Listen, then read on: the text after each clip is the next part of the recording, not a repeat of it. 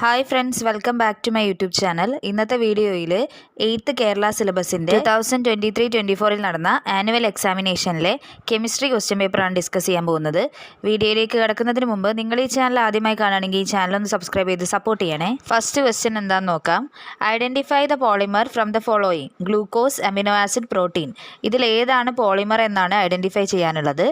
Glucose എന്ന് പറയുന്നത് സ്റ്റാർച്ചിൻ്റെ മോണോമറാണ്. അതേപോലെ അമിനോ ആസിഡ് എന്ന് പറയുന്നത് പ്രോട്ടീനിൻ്റെ മോണോമറാണ്. അപ്പോൾ ഇവിടെ പ്രോട്ടീൻ ആണ് എന്ത് ആൻസർ ആയിട്ട് വരിക. പ്രോട്ടീൻ ആണ് പോളിമർ ആയിട്ടുള്ളത്.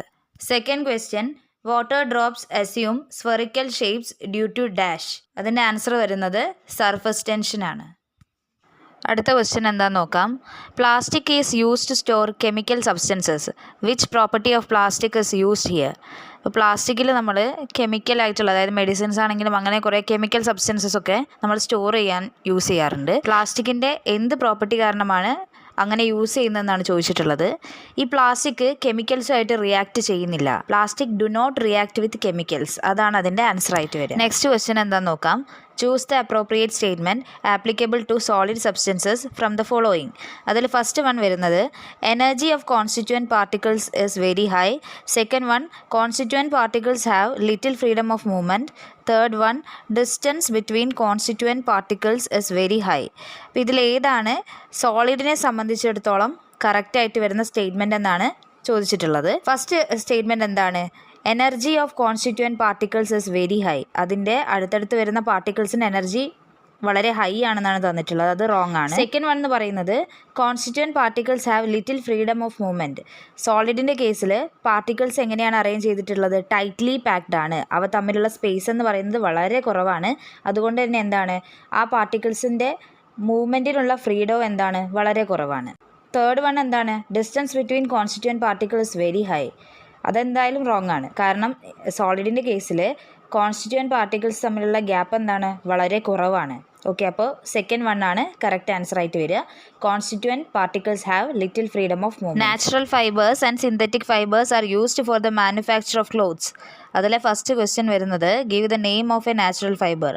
നാച്ചുറൽ ഫൈബറിന് ഒരു എക്സാമ്പിൾ എഴുതാനാണ് പറഞ്ഞിട്ടുള്ളത്.